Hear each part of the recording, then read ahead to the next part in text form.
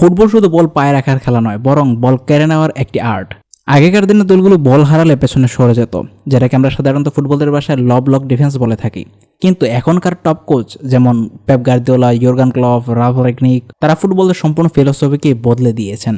আজকের ভিডিওতে ফুটবলের বিভিন্ন ধরনের প্রেসিং টেকনিক্স এবং তার সাথে বিভিন্ন ধরনের ফরমেশন এবং ট্যাকটিক্স নিয়ে আলোচনা করার চেষ্টা করব। যারা চ্যানেলে নতুন আছেন অবশ্যই চ্যানেলটা সাবস্ক্রাইব করে পাশে বেল বাটন অন করতে ভুলবেন না। ফেসবুক পেজ থেকে দেখলে অবশ্যই ফলো করতে ভুলবেন না। চলুন শুরু করা যাক। Chapter 1, the core philosophy of pressing. প্রেসিংয়ের মূল উদ্দেশ্য একসময় ছিল অপোনেন্টের কাছ থেকে বল কেড়ে আনা, অর্থাৎ পজিশন দখল। কিন্তু বর্তমানে এর মূল উদ্দেশ্য হয়ে দাঁড়িয়েছে অপোনেন্টকে টাইম এবং স্পেস না দেওয়া। দেখুন, প্রেসিংয়ের কিন্তু বিভিন্ন ধরনের ধরন আছে, তবে প্রধানত যে দুটি ধরন আমরা দেখতে পাই সেগুলো নিয়ে আলোচনা করার প্রথমে চেষ্টা করছি। Number 1, high press versus low block press. যেমন আপনি স্ক্রিনে দেখতে পাচ্ছেন একটি clear low block defence. 4-4-2 low block ডিফেন্সগুলো দেখতে এরকম হয়। সেই ক্ষেত্রে অপোনেন্টকে খেলার জন্য যথেষ্ট বেশি স্পেস দেওয়া হয়, কিন্তু পেনাল্টি বক্সের কাছে অনেক বেশি কনজেস্টেড একটা এরিয়া তৈরি করা হয়, যাতে অপোনেন্ট সেখানে গিয়ে খুব বেশি কাজ করার সুযোগ না পায়।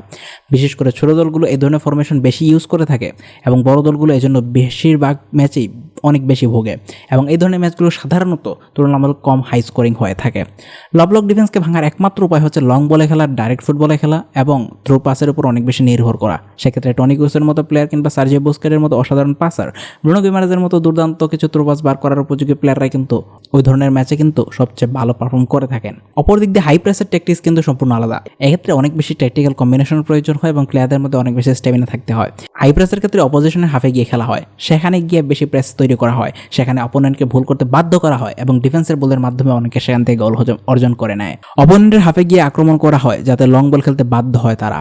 এই ধরনের হাই প্রেসিংয়ের ক্ষেত্রে আমরা দেখতে পাই হাইলাইন ডিফেন্স খেলা হয় এবং অফসাইড ট্র্যাপকে সবচেয়ে বড় কি হিসেবে অবলম্বন করা হয়।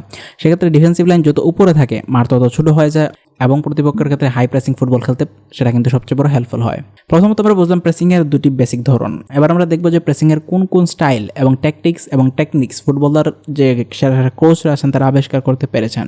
Number 1, Jurgen Klopp. তিনি যে প্রেসিং ট্যাকটিক্সটা অবলম্বন করেন তাকে অনেকে গ্যাগেন প্রেসিং নামে ডেকে থাকেন।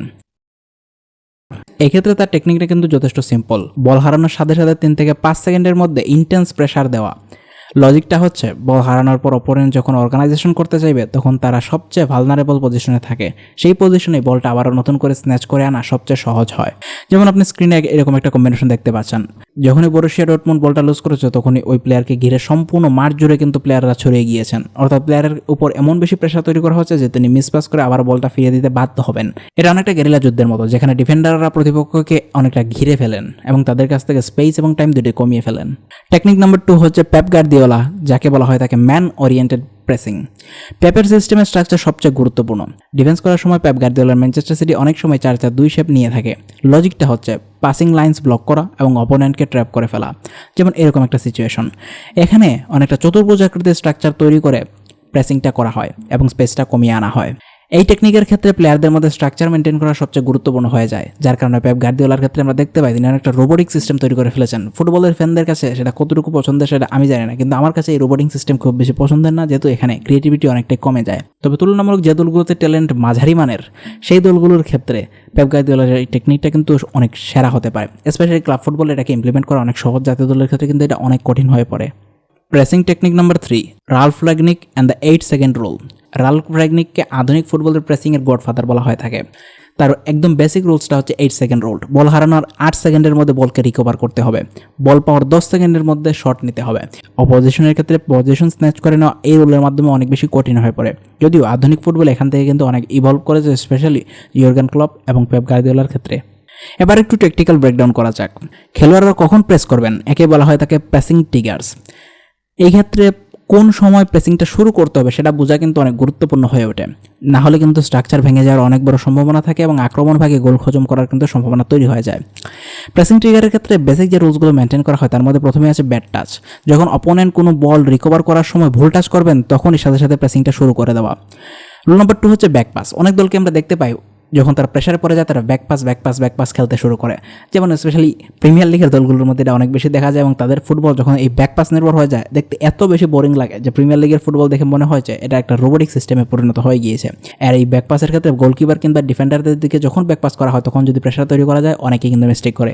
স্পেশালি হ্যারি মেগারের মতো প্লেয়ারদের আমরা দেখতে পেয়েছি অনেক বেশি মিস্টেক্স করে যখন তারা প্রেশার সিচুয়েশনে পড়ে প্রেসিংয়ের মাধ্যমে। তাছাড়াও আরও অনেক প্লেয়ারের নাম আমরা বলতে পারবো, আরও এর নাম আমরা বলতে পারবো। সাইডলাইন ট্র্যাপ, যখন অপোনেন্ট বল নিয়ে টাচ লাইনের কাছে যায় যেখানে স্পেস অনেক কম, সেক্ষেত্রে সেখানে গিয়ে প্রেসিংটা করা। দিন শেষে একটা কথা আমাদের বুঝতে হবে, ফুটবল শুধু দৌড়াদৌড়ির খেলা নয়, এর একটি প্রেসিংয়ের অনেক বড় দাবার বোর্ড। এর একটি হাই লেভেল কোঅর্ডিনেটেড সিস্টেম। এখানে প্রেসিং, বেসিক ট্যাকটিক্স, ফরমেশনস এবং হাফ স্পেসকে ইউটিলাইজ করা, এই প্রত্যেকটা জিনিস ম্যাচের মোড়কে নির্ধারণ করে। বর্তমানে এই প্রেসিংয়ের যে অবস্থা সেগুলো নিয়ে আমরা আলোচনা করলাম, কি কোচ কী ধরনের ট্যাকটিক্স অবলম্বন করেন সেগুলো আমরা দেখলাম। কিন্তু ফিউচারের প্রেসিংয়ের অবস্থা কেমন হতে পারে দেখুন। বর্তমানে প্রেসিং যেদিকে এগোচ্ছে তাহলে সেক্ষেত্রে আমরা হাইব্রিড সিস্টেমের দিকে এগিয়ে যাচ্ছি। স্পেশালি কার্লো আনচেলত্তি কিন্তু এই হাইব্রিড সিস্টেমকে অবলম্বন করেন।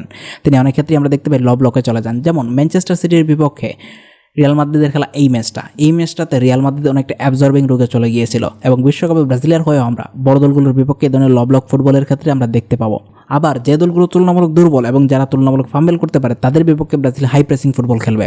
তাছাড়া কিছু কিছু ম্যাচে ব্রাজিল একটা ব্যালেন্সড ফুটবল খেলার চেষ্টা করবে প্রেসিংয়ের ক্ষেত্রে। সো কার্লো আনচেলত্তির সিস্টেমকে অনেকটা হাইব্রিড প্রেসিং সিস্টেম বলা যেতে পারে। হাইব্রিড প্রেসিং সিস্টেম মূলত পরিস্থিতির উপর নির্ভর করে ট্যাকটিক্সকে পরিবর্তন করে, যাকে অনেকে প্র্যাগম্যাটিজমও বলে থাকেন। সো এই ছিল প্রেসিংয়ের উপর একটা বেসিক ক্লাস। এর পরবর্তীতে ফুটবল এবিসির বাকি এপিসোডগুলো দেখতে অবশ্যই প্লেলিস্টটা ভিজিট করতে ভুলবেন না। ফুটবলের সমস্ত বেসিক্স নিয়ে আমরা বিশ্বকাপের আগেই এই প্লেলিস্টটা কমপ্লিট করতে চাইছি। Thank you for watching this video.